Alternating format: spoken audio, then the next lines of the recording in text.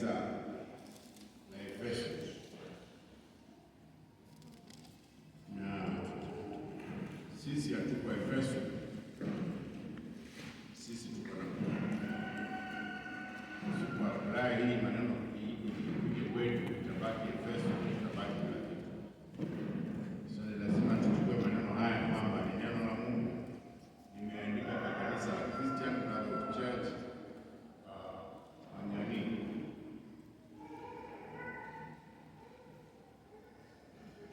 Paulo alikuwa na ujumbe huu kwa kanisa. Mstari wa kwanza unasema, Paulo mtume wa Kristo Yesu kwa mapenzi ya Mungu kwa watakatifu walioko Efeso wanaomwamini Kristo Yesu. Kifungu cha pili kinasema, neema na iwe kwenu na amani zitokazo kwa Mungu Baba yetu na kwa Bwana Yesu Kristo. Mstari wa tatu unasema, atukuzwe Mungu Baba wa Bwana wetu Yesu Kristo, aliyetubariki kwa baraka zote za rohoni katika ulimwengu wa roho ndani yake Kristo, kama vile alivyotuchagua katika yeye kabla ya kuwekwa misingi ya ulimwengu, ili tuwe watakatifu, watu wasio na hatia mbele zake katika pendo.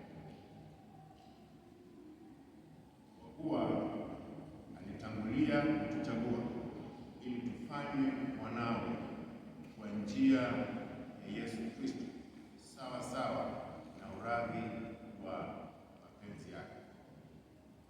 Na asifiwe na usifiwe utukufu wa neema yake ambayo ametuneemesha katika huyo mpendwa.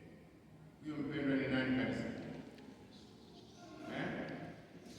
Huyo mpendwa naye neema ni nani? Ni Yesu Kristo. Nataka ujue ya kwamba hauko hapa kwa ajali, na kwamba wewe sio Mkristo kwa ajali, wala wewe sio Mkristo kwa lazima. Wewe hujafanyika Mkristo kupitia lazima ya mtu fulani. Paulo anasema kwamba kwanza anataka tujue sisi, kama wewe umeamini, ujue neno hili ya kwamba wanaomwamini Kristo Yesu, neema na iwe kwenu na amani zitokazo kwa Mungu Baba yetu na kwa Bwana wetu Yesu Kristo. Kwa kumjua na kwa kumwamini, hayo ni maombi imekaa katika Biblia na sisi huwa hatusoma. Ndio sababu kwa kukosa kusoma tunasosana tu, tunagongana, tunapigana, tunasengenyana, tunabebana bila kujua tuko hapa kwa ajili gani. Tuko hapa kwa sababu ya neema ya Kristo Yesu. Tuko hapa kwa sababu neno la Mungu linatuita sisi watakatifu, wakati sisi wenyewe hapa tunajiita wenye dhambi, wakati sisi wenyewe hapa tunahukumiana. Kuna mtu hapa anamhukumu mwingine, anamuona kama huyo hawezi enda popote. Nasema kweli ama nasema uongo? Halo? Nasema kweli kama ni uongo? Kuna mtu hapa anakiona mwingine, anaona ni dhambi, hawezi kubadilika na anaenda jehanamu moja kwa moja, bila kujua kazi ambayo Kristo Yesu alifanya na hajaanza kuifanya sasa. Hii kazi ilifanyika kabla ya misingi ya ulimwengu kuwepo. Mimi na wewe tuko hapa kwa sababu alituchagua sisi. Mungu alituchagua. We are not here by accident. Tumechaguliwa. Watu ambao wamechaguliwa huku nje, wale sisi tumewachagua kama wachache. Wale sisi tunapiga kura. Mko wagonjwa leo? Tunapiga kura Kenya hii. Tunawachagua watu gani? Tuanze moja chini. Wa chini kabisa. MCA, sio? Ila anapata mbunge. Tuache wale wengine, tuache hao sijui wanawake wa dini ama na tuache hiyo. Tuende kwa MCA, tuende kwa MP, tuende kwa Senate, alafu tuende kwa governor. Sio? Unajua wote mahali wako wanajua umeanza mbio. Vijiji ulikuwa tutafuta shilingi. Huko na mwaka ni 20 you make more than kuchaguliwa kuanzia leo. Tumechaguliwa tangia kabla msingi wa ulimwengu kuwekwa. Ndio nilipata mhubiri mmoja juzi anasemaga yeye alisaidiana na Mungu kuomba dunia. I'm very much sorry for him. Kwa sababu Biblia inasema msingi kabla iwekwe, mimi na yeye tulichaguliwa. Bwana Yesu asifiwe. Na yeye ako na mama hapa duniani na baba. Tunajua hata baba yake alipolala yeye hakwenda matanga. Mungu ako tofauti na hao watu wengine wote. Yeye ndiye amechagua sisi. Nani hapo na Biblia hiyo? Soma mstari wa 2. Inasema neema na iwe kwenu na amani zitokazo kwa Mungu Baba yetu na kwa Bwana wetu Yesu Kristo. Hiyo neema inasemekana iwe kwangu ama iwe kwetu. Sisi wote tunahitajika tupate hiyo neema, kwa sababu yule aliyetuita hakuita mtu mmoja, ametuita kwa wingi. Ni sisi ndio tujajua kwamba tumechaguliwa. Neema iwe kwetu sisi. Ukitambua kwamba uko na neema na unatembea na neema, unakuwa mtu unatembea na heshima zako. Unakuwa mtu ambaye unajitambua kwamba wewe ni nani katika ulimwengu huu na katika ulimwengu wa roho. Maana kuna ulimwengu huu na kuna ulimwengu wa roho. Ukitaka kuingia katika ulimwengu wa roho, ndio sababu Biblia huwa inasema ni sharti mtu azaliwe mara ngapi jamani? Mara ya pili. Mara ya pili ni kuzaliwa kuingia katika ulimwengu huu wa roho, ndio utambue maneno haya kwamba neema iko kwako na kwamba umechaguliwa, wewe ni mwana wa Mungu. Bwana asifiwe. Tuko katika ufalme wa Mungu kwa ajili ya kazi ya Kristo Yesu. Mstari wa 3 unasemaje? Mstari wa 3, atukuzwe Mungu Baba wa Bwana wetu Yesu Kristo, aliyetubariki kwa baraka zote za rohoni katika ulimwengu wa roho ndani yake Kristo. Yaani tuko na baraka zote, sema zote. Unajua zingine tunatamani baraka ambazo si zetu tuko nazo. Mungu ametubariki nazo zote. Hata ile hatujapata na ni yetu itakuja. Nani anaamini hivyo? Kuna kitu hujapata kwa maisha, lakini kama ni yako, Mungu amekubali. Biblia inasema kwamba tumebarikiwa na baraka zote. So hakuna ile mimi naweza enda kwa kitaka nianze kupiga watu baraka hii, watu baraka hii, watu baraka hii.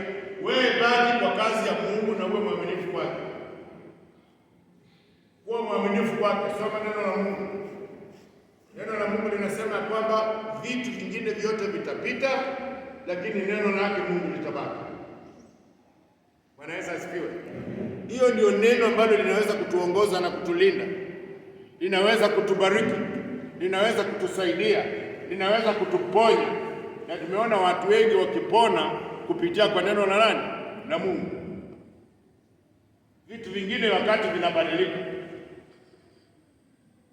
Mimi nimekaa miaka, rais wa nchi hii wa kwanza nilimuona, nilifanya kazi, niliandikwa kazi kama Kenyatta anatawala nchi hii.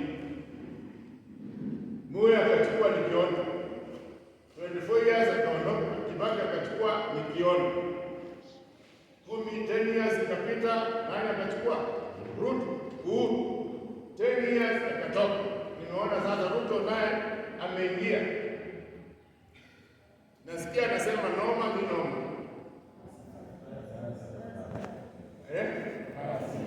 Fire sio fire. Hiyo itakuja nayo inapita.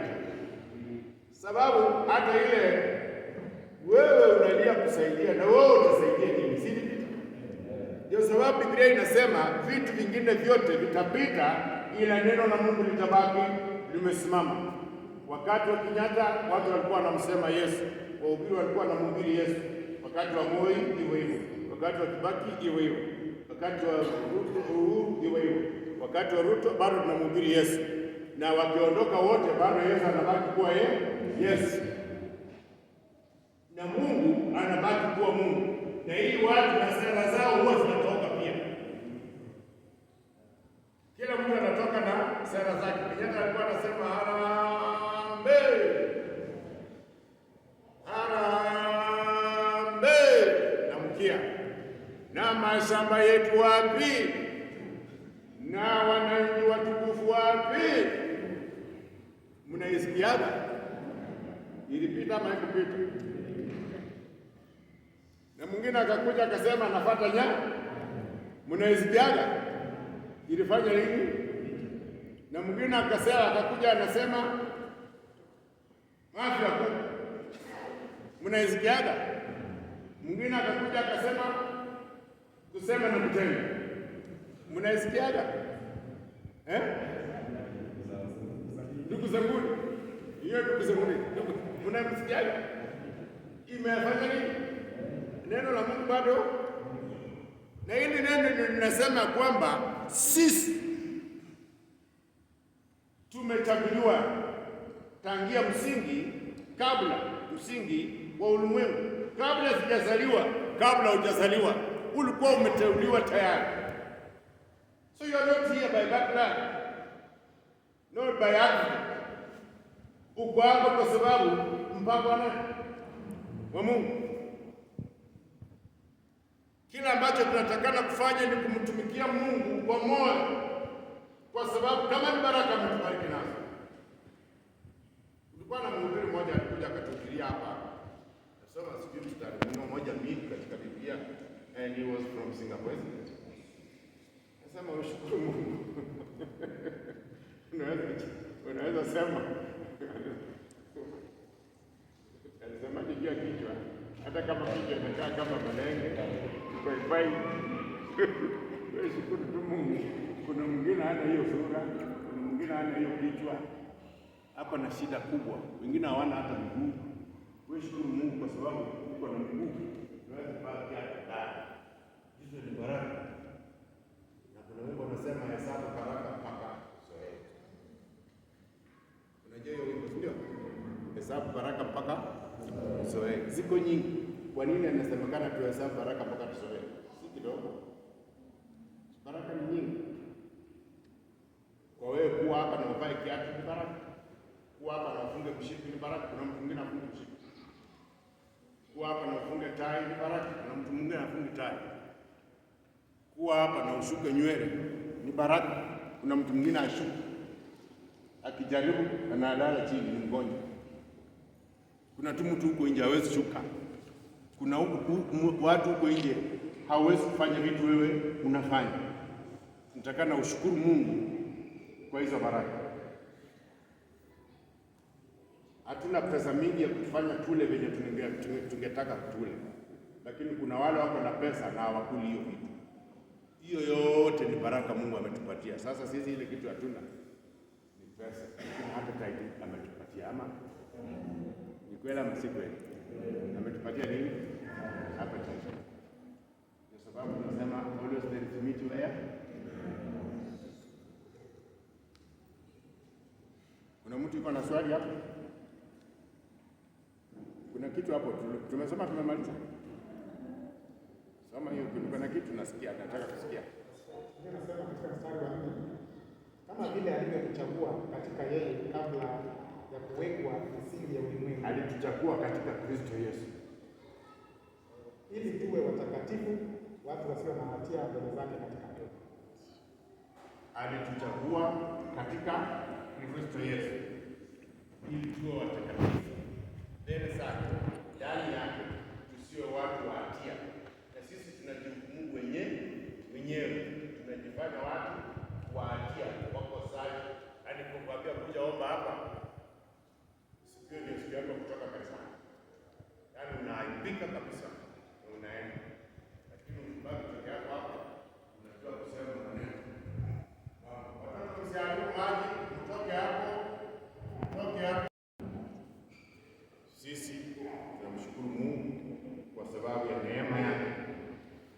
anapenda kazi ambayo amefanya, ameweka ndani mwetu. Anasema tuwe watakatifu, tusiwe na hatia na kujihukumu wenyewe.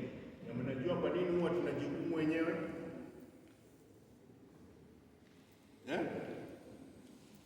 Tunajihukumu wenyewe kwa sababu tumefungua mioyo yetu kwa adui, na yeye ndiye anatushtaki mbele za Mungu kila asubuhi na kila jioni.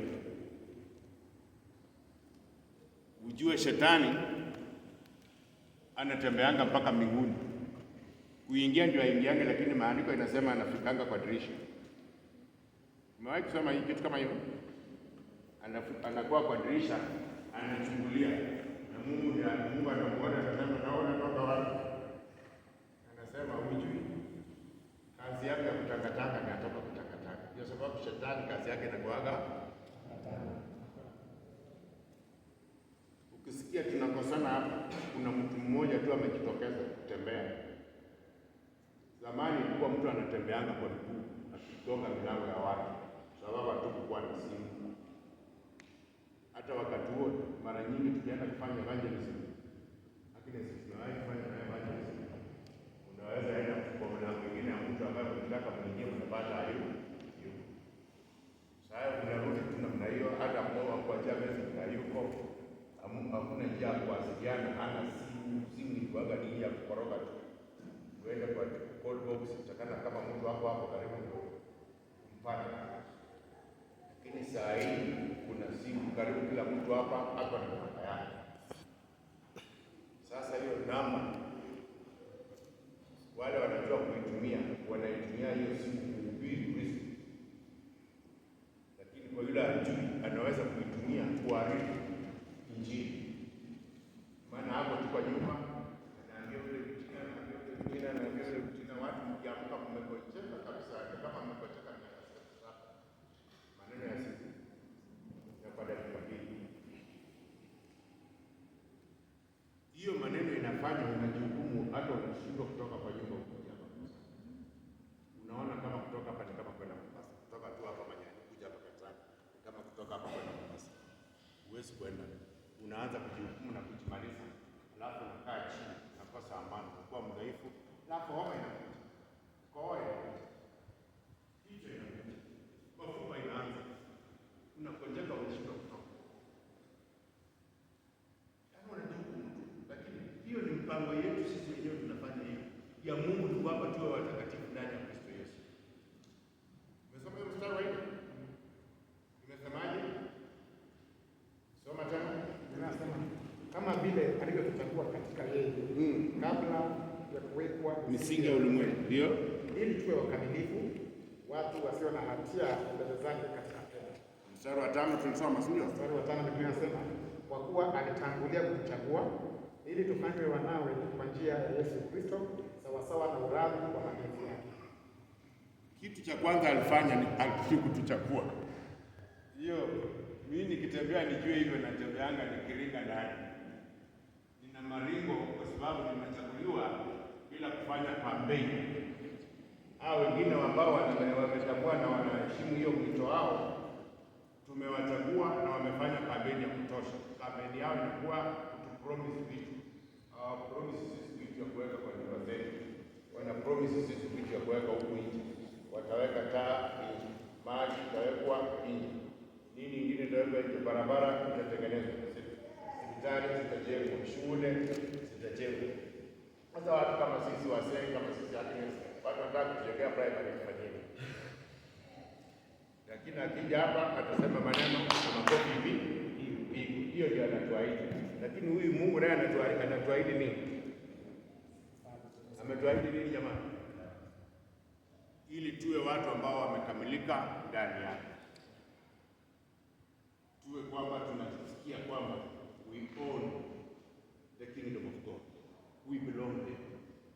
We don't belong here alone. Hapa sisi tunasafiri. Siku moja tutapata tuko mahali pazuri ambapo tangu msingi wewe ulimwengu. Hiyo neno zitakana ikusaidie. Bwana asifiwe. Ndio wakati tumeimba yuko mwamba wenye imani.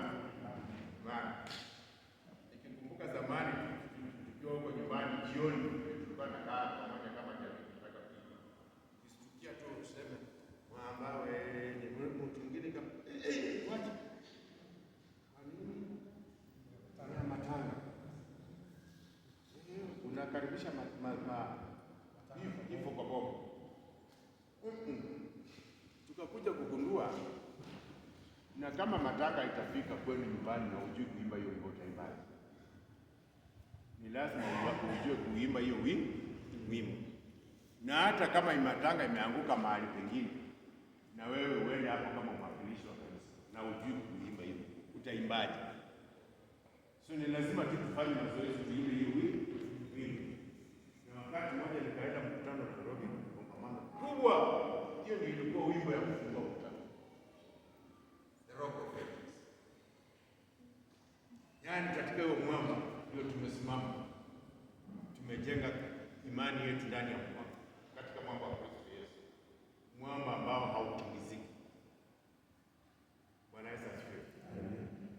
So wapendwa, tunaendelea kusoma kitabu. Jua kwamba sisi ni watoto wa Mungu na sio kuanzia saa hizi. Kuanzia kabla ya msingi wa ulimwengu. Alafu mstari wa kwanza na wa pili tumeombewa tu neema. Nyinyi ambao mmemwamini Kristo Yesu, neema na iwe